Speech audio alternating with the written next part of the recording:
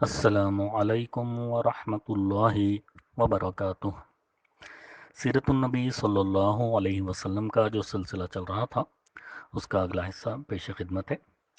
اس سے پہلے ہم نے پڑھا کہ دوسری بیعت عقبہ کی جو تفصیلات تھی وہ مکمل ہو چکی، اور پھر 12 نقیب منتخب ہوئے۔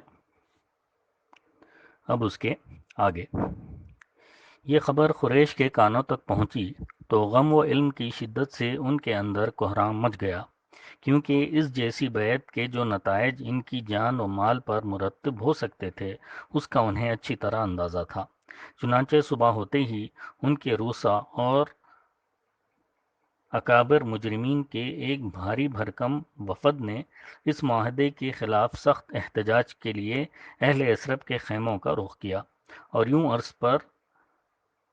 یوں عرض کیا: خزرج کے لوگوں، ہمیں معلوم ہوا ہے کہ آپ لوگ ہمارے اس صاحب کو ہمارے درمیان سے نکال لے جانے کے لیے آئے ہیں اور ہم سے جنگ کرنے کے لیے اس کے ہاتھ پر بیعت کر رہے ہیں۔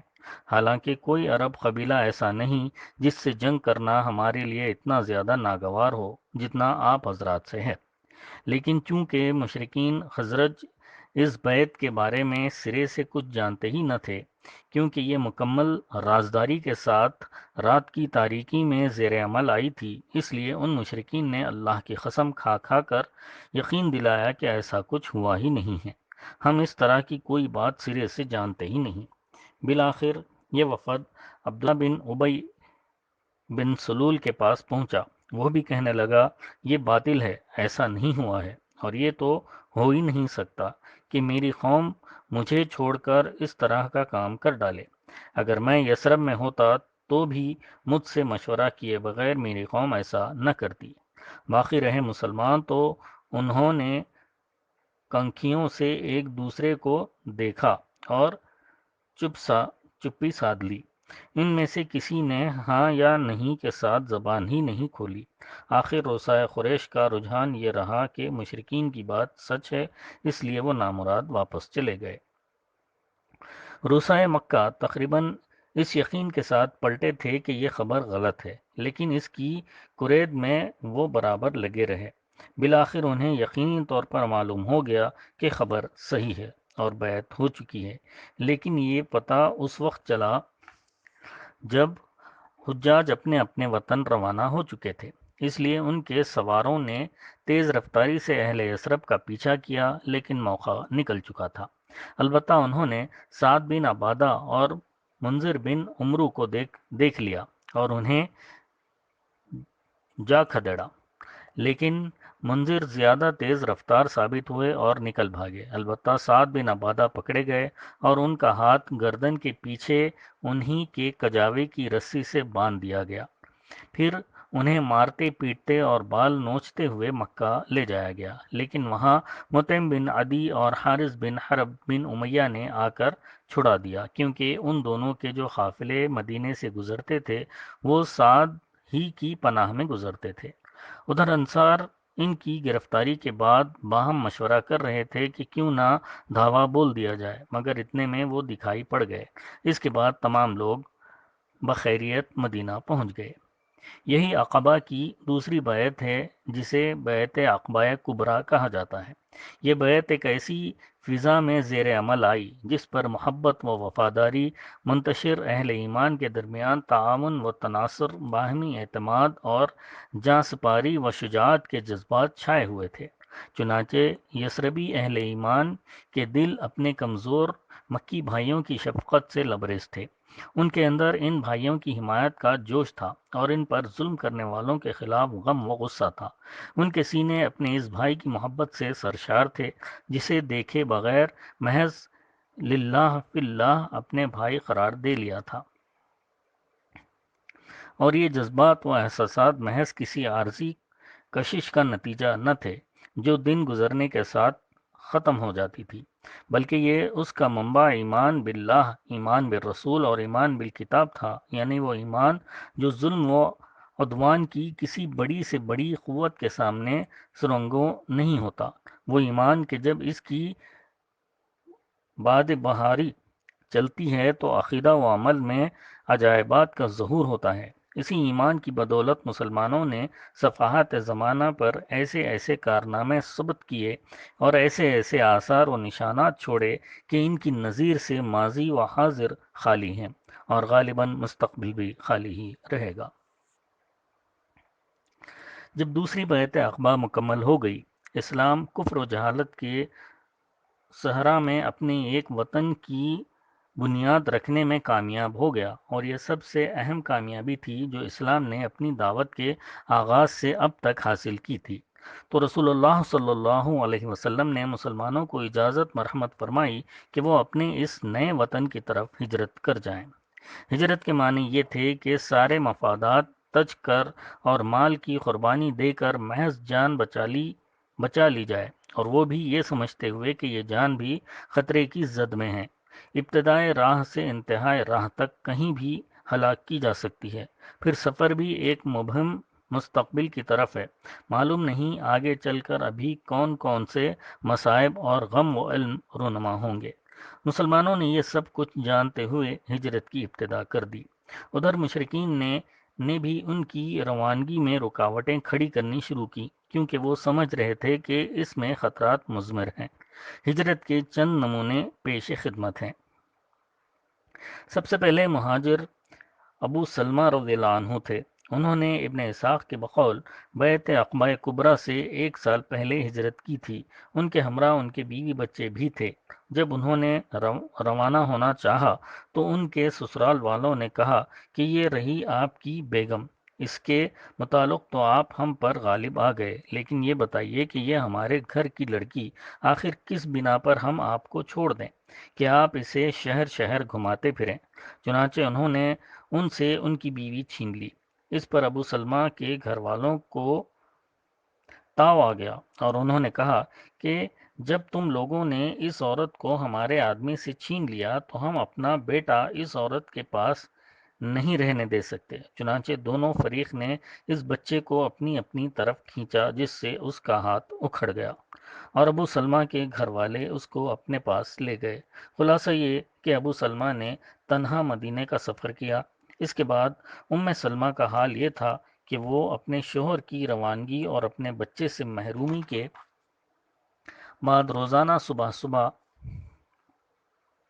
بتا پہنچ جاتی جہاں یہ ماجرا پیش آیا تھا، اور شام تک روتی رہتی۔ اسی حالت میں 1 سال گزر گیا۔ بالآخر ان کے گھرانے کے کسی آدمی کو ترس آ گیا اور اس نے کہا کہ اس بیچاری کو جانے کیوں نہیں دیتے؟ اسے خوامخواہ اس کے شوہر اور بیٹے سے جدا کر کے رکھا ہے۔ اس پر ام سلمہ سے ان کے گھر والوں نے کہا کہ اگر تم چاہو تو اپنے شوہر کے پاس چلی جاؤ۔ ام سلمہ نے بیٹے کو اس کے ددھیال والوں سے واپس لیا اور مدینہ چل پڑی۔ اللہ اکبر! کوئی 500 کلومیٹر کی مسافت کا سفر، اور ساتھ میں اللہ کی کوئی مخلوق نہیں۔ جب تنعیم پہنچی تو عثمان بن ابی طلحہ مل گیا۔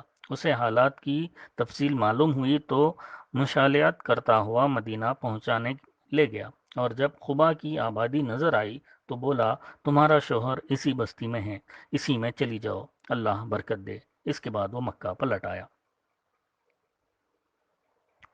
صہیب رضی اللہ عنہ نے جب ہجرت کا ارادہ کیا تو ان سے کفار قریش نے کہا تم ہمارے پاس آئے تھے تو حقیر و فقیر تھے، لیکن یہاں آ کر تمہارا مال بہت زیادہ ہو گیا اور تم بہت آگے پہنچ گئے۔ اب تم چاہتے ہو کہ اپنی جان اور مال دونوں لے کر چل دو، تو واللہ ایسا نہیں ہو سکتا۔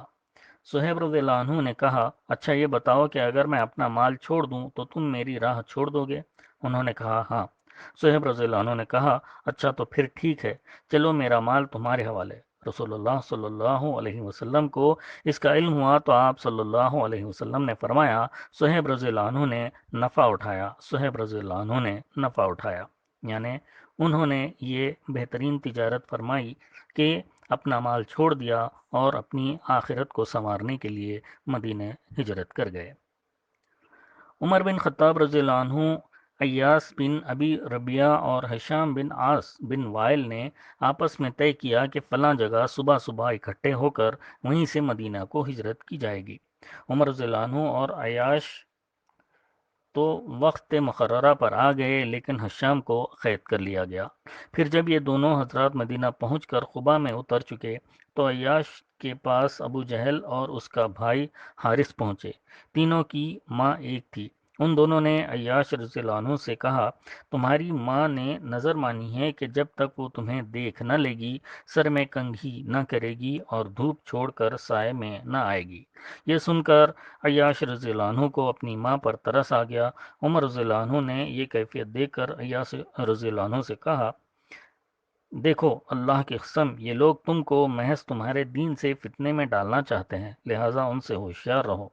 اللہ کی قسم اگر تمہاری ماں کو جوؤں نے اذیت پہنچائی تو وہ کنگھی کر لے گی اور اسے مکہ کی ذرا کڑکتی دھوپ لگی تو وہ سائے میں چلی جائے گی۔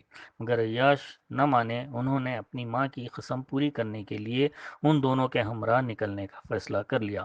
عمر رضی اللہ عنہ نے کہا، اچھا جب یہی کرنے پر آمادہ ہو تو میری یہ اونٹنی لے لو، یہ بڑی عمدہ اور تیز روح ہے، اس کی پیٹھ نہ چھوڑنا اور لوگوں کی طرف سے کوئی مشکوک حرکت ہو تو نکل بھاگنا۔ عیاش رضی اللہ عنہ اونٹنی پر سوار ان دونوں کے ہمراہ نکل پڑے۔ راستے میں ایک جگہ ابو جہل نے کہا، بھائی میرا یہ اونٹ تو بڑا سخت نکلا، کیوں نہ تم مجھے بھی اپنی اس اونٹنی پر پیچھے بٹھا لو؟ عیاش رضی اللہ عنہ نے کہا، ٹھیک ہے، اور اس کے بعد اونٹنی بٹھا دی۔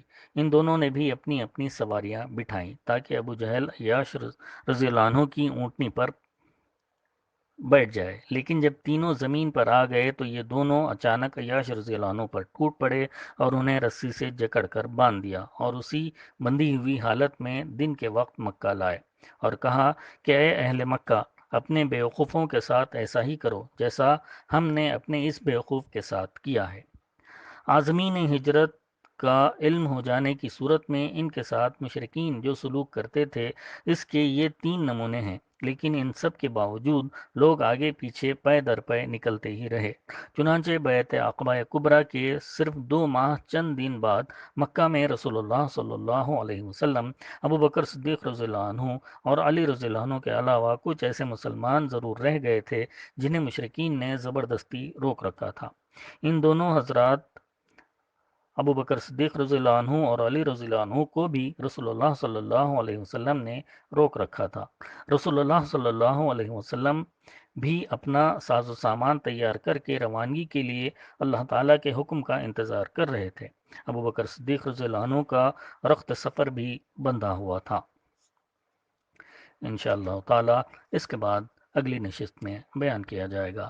اللہ تعالیٰ ہم سب کو نبی کریم صلی اللہ علیہ وسلم سے جیسی محبت کرنی چاہیے ویسی محبت کرنے والا بنائے اور نبی کریم صلی اللہ علیہ وسلم کے نقش قدم پر اپنی زندگیوں کو گزارنے والا بنائے۔ آمین ثم آمین وآخر الدعوانا ان الحمد للہ رب العالمین۔